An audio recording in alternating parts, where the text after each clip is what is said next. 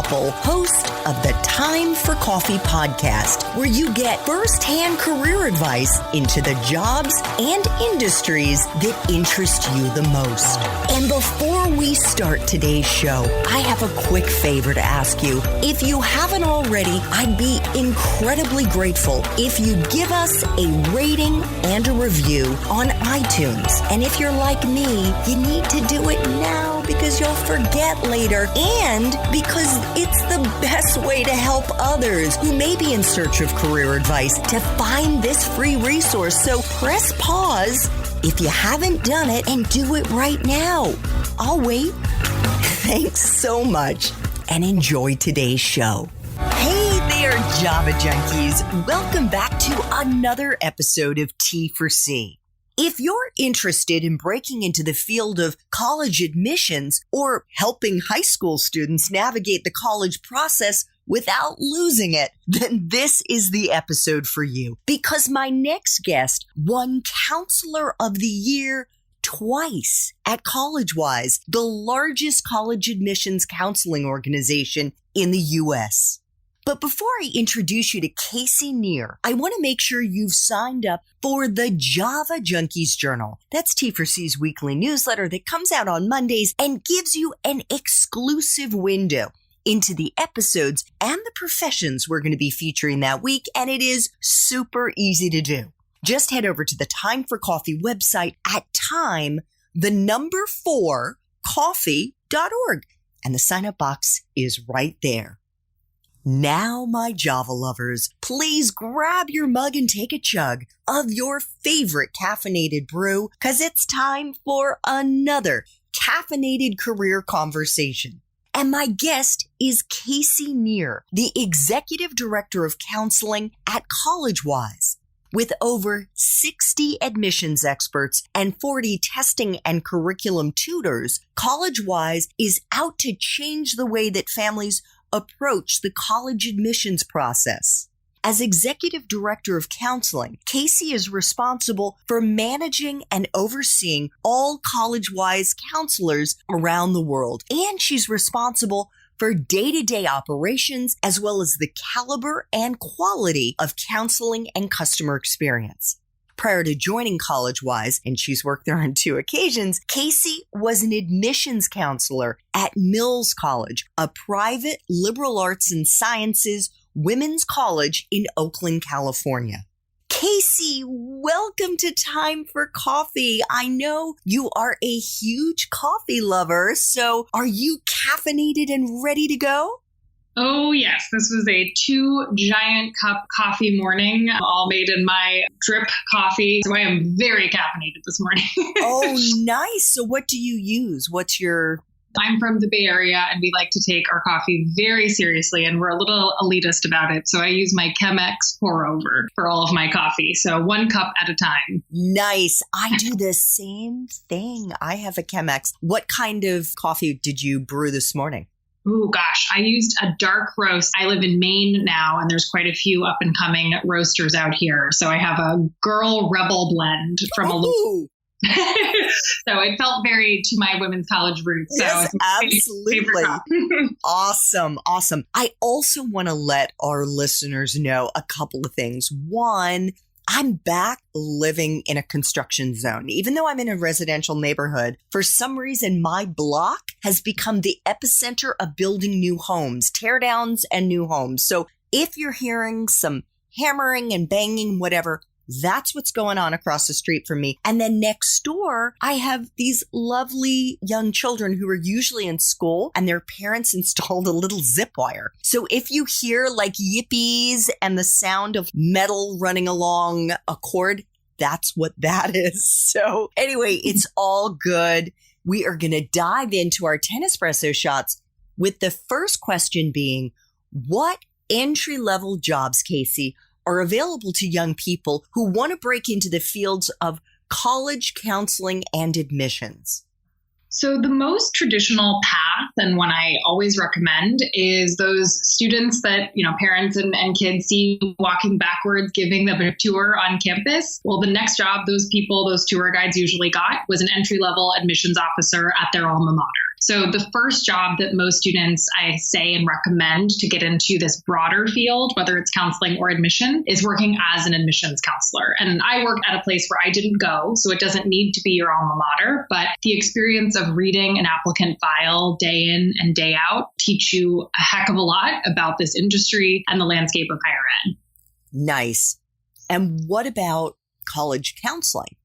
College counseling generally looks for people who served as admissions counselors at some point in their career. So generally having that from the get-go gives you a good sense of where do you want to continue working, and do you want to, as we usually say in this industry, work on the other side of the desk in college counseling. So traditional trajectory tends to be start in admissions and then make your way to college counseling if you're finding you really want more of that relational one-to-one work with teenagers. Nice. And I know that your founder, who I also had the pleasure of interviewing, Kevin McMullen, actually started as a tutor. So that's another pathway too. Yes, there are some of us who have worked as test prep tutors, working instructionally with teenagers, and we also have some teachers and even professors who've joined our ranks. So anybody who's kind of worked with or around teenagers has a pretty good sense of what makes them tick, what they're anxious about, and how to help. So I think any of those, but I would say by and large, admission and then tutoring is probably the next second one. Great. Now, I know you're the executive director of counseling at Collegewise, Casey. What is a useful hard and soft skill or skills that you look for in the young people that you hire at Collegewise?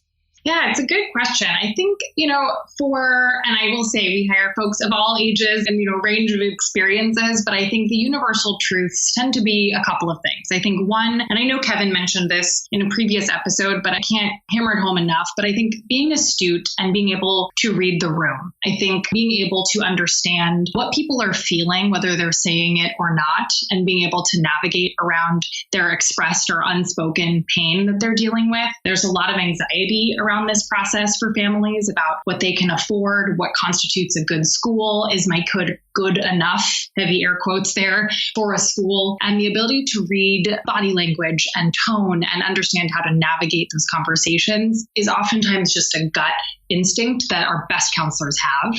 I think in terms of hard skills, I think being able to communicate, and I wouldn't say you necessarily have to always have the best grammar or, perfect ability to write, but I do think synthesizing information in a clear way, this profession, and there's a lot of swirling information about admission and education, and your ability to synthesize clearly for families is always really important. So I'd say clear communication and ability to read people in a good way.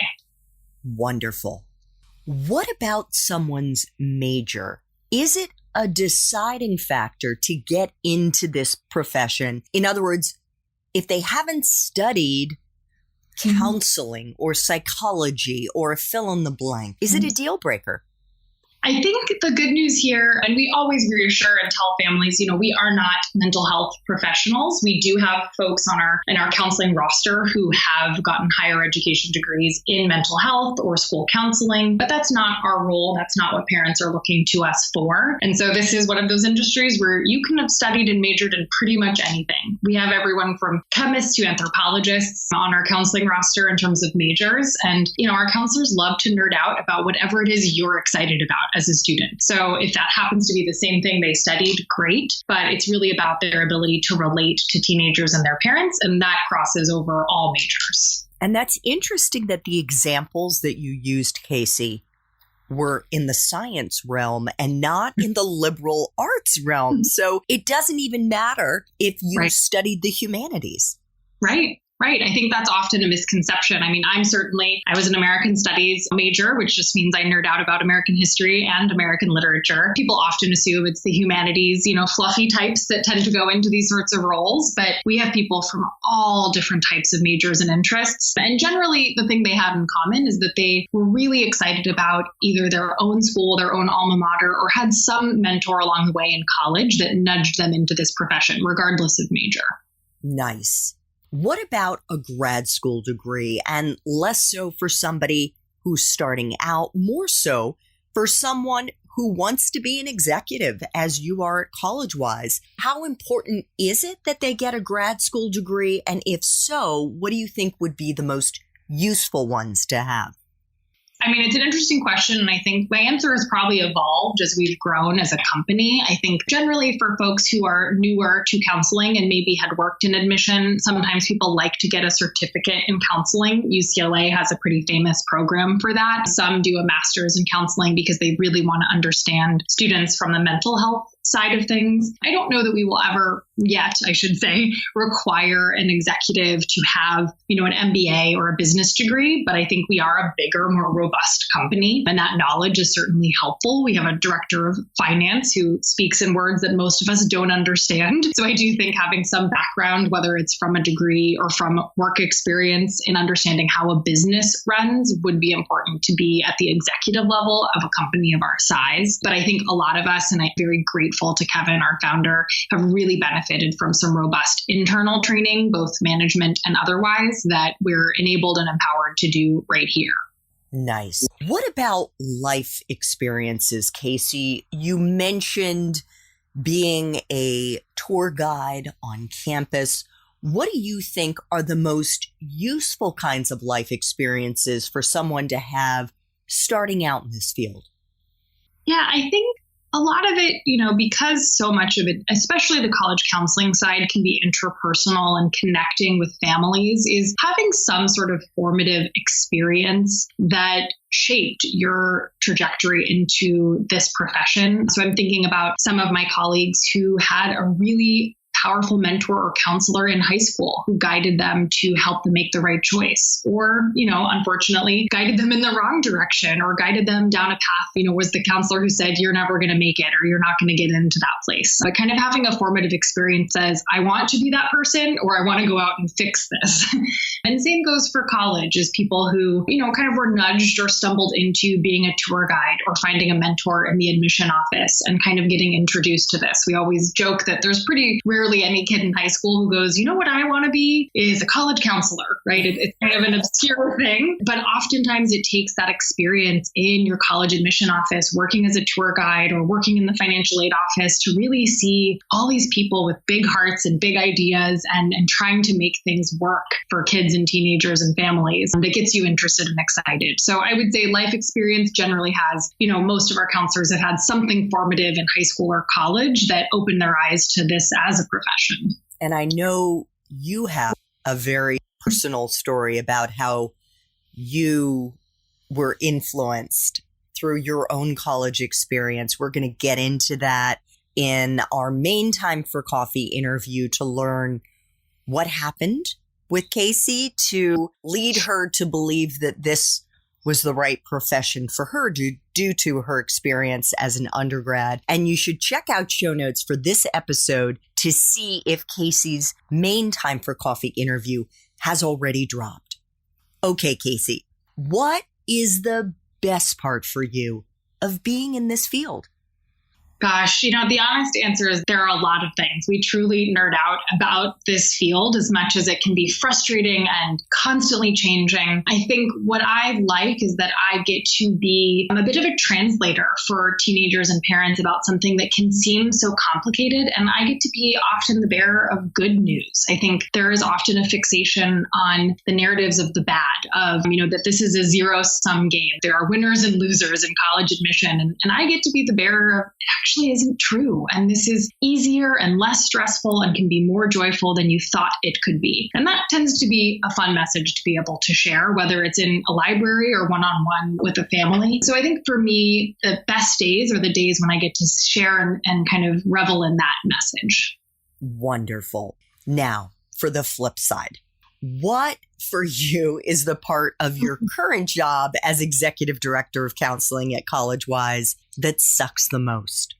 I've thought about this one, and I think, we're at the time of this recording, obviously in the midst of a bit of an upheaval with COVID. And I think the real and honest answer is there's really nothing that sucks in the grand scheme of things. I think I witness a lot of families up close going through far worse and people in their jobs going through far worse. I think on a smaller scale, the parts that can be frustrating or harder is obviously seeing the personal impact of some of these broader shifts that colleges are going through in terms of having to take care of their own financial aid and their own fiscal health and the ripple effect to students in need. I think there are always inequities, frankly, in admission, and the days when I'm working through the trenches and that can be hard. But I think, by and large, I feel empowered in this job and in this work to try and work towards solutions. Fair enough. Casey, what is the best career advice you've ever gotten? Ooh, so gosh, I think, it's interesting. I always think about this one because I truly cannot pin down who it was who told it to me, but clearly it was the message that I needed at the time. But I was getting ready to leave my first job in admission, and I, stomach in knots about quitting and pivoting to a new career path in college counseling at Collegewise. And somebody said to me, remember, you're equal parts replaceable and irreplaceable. And it was kind of a good wake up moment of, gosh, you're right. They're going to be okay. I'm going to walk away and there'll be somebody else who's going to be awesome who can fill this role. And I also can be proud and take ownership of the impact I've had. And those two narratives can exist in parallel. And I think I find that helpful now in the more leadership role that I have. I think about that message honestly a lot. Not that I'm leaving my job, but in terms of shepherding and being a leader, especially for a lot of women in our company, I think about what are places where I can step back or step to the side because I could be replaceable for this project or for this thing, and I could make space for somebody else, especially a young woman, to find her light and to shine. So that to me has probably stuck with me the longest. I really love that because I think that reading between the lines, what you're trying to share, I think, is the fact that we all need to stay grounded and not get too big in our britches and think that we are the be all end all and we're so amazing. And it's really saying, look, you, I'm sure, have wonderful qualities, but there are an awful lot of people who have wonderful qualities, and it's not to make you insecure, but rather to keep you humble. Yeah.